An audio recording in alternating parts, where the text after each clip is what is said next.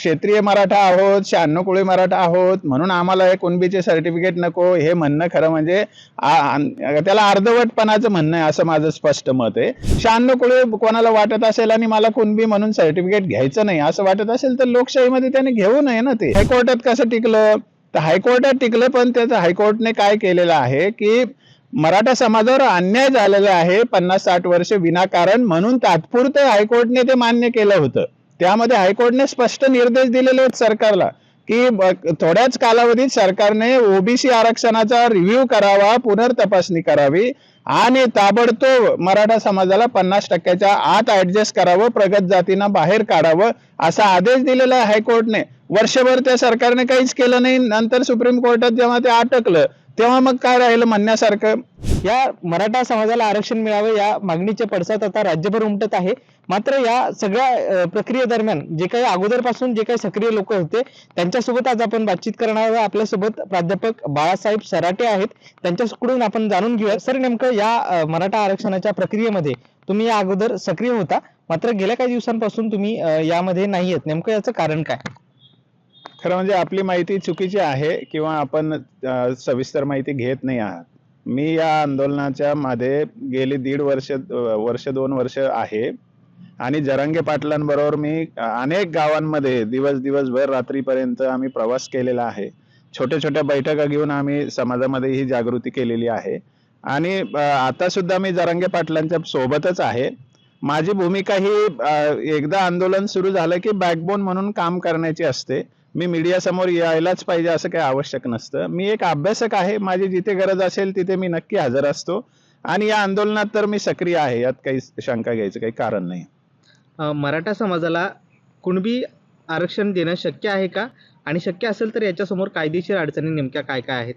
मराठा समाजाला सरसकट कुणबी जातीचे दाखले द्या अशी माननीय मनोज जरांगे पाटील यांची मुख्य मागणी आहे आणि तीच मागणी अनेक महिन्यांपासून त्यांनी ती लावून धरलेली आहे. तसे लिखित निवेदन दिलेली आहेत.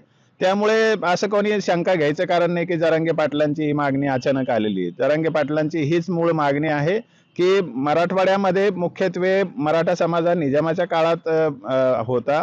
निजामाचा अन्याय सहन केलेला आहे. बॅकवर्डनेस मराठा समाजाचा मराठवाड्यात जास्ती आहे आणि त्याशिवाय पूर्वीचे रेकॉर्ड अवेलेबल नाहीये निजाम काळातले आणि त्यामुळे कुणबी जात ही काही आता नव्याने आरक्षण मागण्याचा विषय नाहीये. कुणबी जातीचे आरक्षण महाराष्ट्रभर घेतले जातात. ज्यांची सलग मराठा म्हणून नोंद आहे अलीकडच्या काळामध्ये ते सुद्धा कुणबी जातीचे आरक्षण घेतात. पण ते ब्रिटिश राज्यामध्ये असल्यामुळे तिथे जातीची नोंद सविस्तर असायची आणि त्यामुळे त्यांच्याकडे रेकॉर्ड आहे जुन्या काळाचं, म्हणून त्यांना आरक्षण मिळतंय. मराठवाड्यामध्ये तशा नोंदीचा अभाव आहे. त्यामुळे मराठवाड्यातला हा समाज गेली 50 वर्ष आरक्षणापासून वंचित राहिलेला आहे आणि 1967 ला पहिल्या यादीत कुणबी आहे म्हणजे आम्ही कुणबी आरक्षणाला पात्र आहोत. प्रश्न होता की आमच्याकडे नोंद नसेल तर मग आम्ही काय मरायचं का मराठवाड्यातल्या लोकांनी. इथून हे आंदोलन सुरू झालं. मग जेव्हा हे आंदोलन पुढे गेलं तेव्हा याच्यात सगळा महाराष्ट्र सहभागी झालेला आहे. त्यामुळे जरांगे पाटलांनी ही मागणी केलेली आहे की जर मराठवाड्यात जर नोंदी सापडून मराठा समाजाला कुणबी जातीचे प्रमाणपत्र मिळू शकतात तर मग अख्ख्या महाराष्ट्रात असं असेलच ना. त्यामुळे सरकारने गांभीर्याने जे मराठा समाजाच्या नागरिकांच्या हातात नाहीये ती गोष्ट सरकारने करण्याची गोष्ट आहे. कारण समजा भूमी अभिलेख कार्यालयामध्ये कुणबी नोंदी सापडतात किंवा अन्य महसुली ठिकाणी कुणबी नोंदी सापडतात तर सरकारने एकदा या नोंदी शोधाव्यात आणि त्याचं डिजिटायझेशन करून या सगळीकडे प्रकाशित कराव्या सगळ्या वेबसाईट्सवरती की या गावात हे कुणबी आहेत, या गावात हे कुणबी आहेत. हे तर पहिल्या टप्प्यात सरकारने करायचं काम होतं, ते केलं नाही. या आंदोलनातून ते होतंय असं दिसतंय. त्यामुळे ही एक छोटी समाधानाची गोष्ट आहे. परंतु मराठा समाजाला सरसकट कुणबी जातीचे दाखले देणं ही एकदम रास्त आणि वाजवी मागणी आहे. यात कुठलीही अतिशयोक्ती नाही. यात कायदेशीर अडचण काय आहे असं सरकार जे बाऊ करतंय याच्यात कोणतीही कायदेशीर अडचण नाही. कारण हा समाज व्यावसायिक दृष्ट्या कुणबीच आहे. जमिनीवर तुम्ही जाऊन बघा, आमच्याकडे शेतीचे अवजार आहेत की नाही, आमच्याकडे बैल गुरढोर आहेत की नाही, आम्ही शेती करतो की नाही, उन्हातानात आम्हाला राहावं लागतं की नाही, हे सगळं दिसणारी गोष्ट आहे. ही फंक्शनल कास्ट आहे. त्यामुळे फंक्शन वरून ती कास्ट ओळखली जाऊ शकते. त्यामुळे एखाद्याकडे नोंद नाही हा काही त्याचा गुन्हा नाहीये. आणि मूलतः घटनेने जे आरक्षण दिलेलं आहे ते काय जातीच्या नोंदी बघून आरक्षण द्यायला नाही सांगितलेलं, त्या क्लासची परिस्थिती बघून आरक्षण द्यायला सांगितलेलं आहे. त्यामुळे जातीची नोंद नाही म्हणून एखाद्याला आरक्षण देणार नाही असं करता येणार नाही. उदाहरणार्थ जर न्हावी समाजाची एखाद्या व्यक्तीकडे जर नोंद नसेल तर तो न्हावी म्हणून व्यवसाय करतो की नाही एवढं पाहिलं तरी सुद्धा त्याला आरक्षणाचं सर्टिफिकेट दिलं पाहिजे. रिक्षा चालकांना उद्या कधी आरक्षण दिलं तर त्याचं काय बघणार तुम्ही? त्याचं बिल्ला बघणार, त्याचं लायसन्स बघणार, त्याची काय जात थोडीच पाहणार. कारण व्यावसायिक जातीचं जे रेकग्निशन असतं ते व्यवसायावरून दिसतं आणि कुणबी ही जात एक शेतकरी व्यावसायिक जात आहे, पारंपरिक व्यवसायाचं ते नाव आहे. ज्यांच्याकडे नोंदी नाहीत त्यांना सुद्धा अशी प्रमाणपत्र देता येतात आणि आजच्याच आरक्षणाच्या कायद्यामध्ये याची तरतूद आहे. त्यामुळे याच्यात काही असं आश्चर्य वाटण्यासारखं काही नाही. याच्यामध्ये दुसरी अडचण अशी येते की क्षत्रिय मराठा समाज जो आहे ते कुणबी प्रमाणपत्र घ्यायला तयार नाही असं दिसतंय. मग असं असेल तर तुम्ही याच्यामध्ये तोडगा कसा काढणार? मुळामध्ये हे क्षेत्रीय मराठा आहोत, 96 कुळी मराठा आहोत म्हणून आम्हाला हे कुणबीचे सर्टिफिकेट नको हे म्हणणं खरं म्हणजे त्याला अर्धवटपणाचं म्हणणं आहे असं माझं स्पष्ट मत आहे.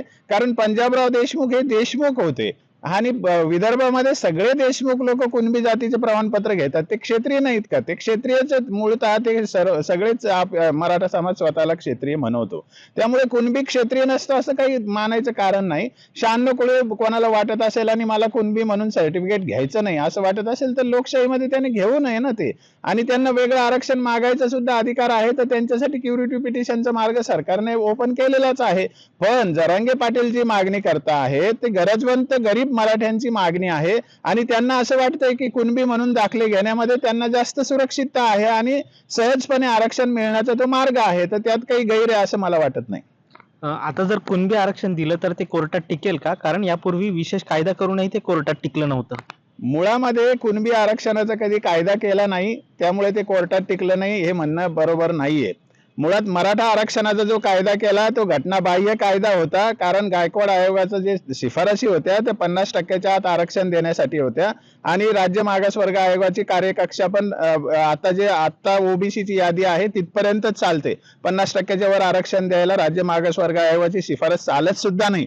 त्यामुळे सरकारने राज्य मागासवर्ग आयोग गायकवाड कमिशनचा रिपोर्ट डावलून त्यांच्या शिफारसी डावलून आणि दोन्ही सभागृहाची फसवणूक करून घटनाबाह्य आरक्षण दिलं आणि त्यामुळे ते सुप्रीम कोर्टाने खारिज केलं. 50%च्या वरचं आरक्षण हे कायद्यात बसत नाही.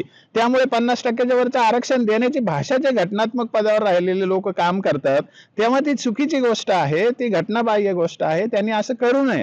राहिला प्रश्न हायकोर्टात कसं टिकलं तर हायकोर्टात टिकलं पण त्याचं हायकोर्टने काय केलेलं आहे की मराठा समाजावर अन्याय झालेला आहे 50-60 वर्ष विनाकारण म्हणून तात्पुरतं हायकोर्टने ते मान्य केलं होतं. त्यामध्ये हायकोर्टने स्पष्ट निर्देश दिलेले आहेत सरकारला की थोड्याच कालावधीत सरकारने ओबीसी आरक्षणाचा रिव्ह्यू करावा, पुनर्तपासणी करावी आणि ताबडतोब मराठा समाजाला 50%च्या आत ऍडजस्ट करावं, प्रगत जातींना बाहेर काढावं असा आदेश दिलेला आहे हायकोर्टने. वर्षभर त्या सरकारने काहीच केलं नाही. नंतर सुप्रीम कोर्टात जेव्हा ते अटकलं तेव्हा मग काय राहिलं म्हणण्यासारखं? म्हणजे ज्या सरकारने ते कायदा केला त्या सरकारने एक तर घटनाबाह्य कायदा केला, हायकोर्टने दिलेला आदेश त्यांनी डावलला, त्याकडे दुर्लक्ष केलं आणि मग सुप्रीम कोर्टात जाईपर्यंत सरकार बदललं. मग त्या सरकारला समजलंच नाही नेमकं काय करायचं आणि या सगळ्या भानगडीमध्ये मराठा समाजाची माती झालेली आहे, आरक्षणाची माती झालेली आहे. ही निषेधार्ह गोष्ट आहे. परंतु म्हणून कुणबीचं सुद्धा टिकणार नाही हे म्हणणं सत्य ठरत नाही. कुणबीचं आरक्षण 67 पासून चालू आहे आणि बार्टीकडे जर तुम्ही जाऊन बघितलं तर बार्टी कार्यालयामध्ये व्हॅलिड कुणबी प्रमाणपत्र दिल्याची संख्या 3.5 लाखापर्यंत आहे आणि ते सगळे टिकलेले आहे. त्यामुळे सरकारच्या या बाता ज्या आहेत आरक्षण टिकणार नाही हे खोट्या आहेत, याला काही अर्थ नाही. आता मुख्यमंत्र्यांनी नुकतीच पत्रकार परिषद घेतली आणि त्या पत्रकार परिषदेमध्ये ते म्हटलेत की 11,530 जणांना आता उद्यापासून कुणबी दाखले दिले जाणार आहेत.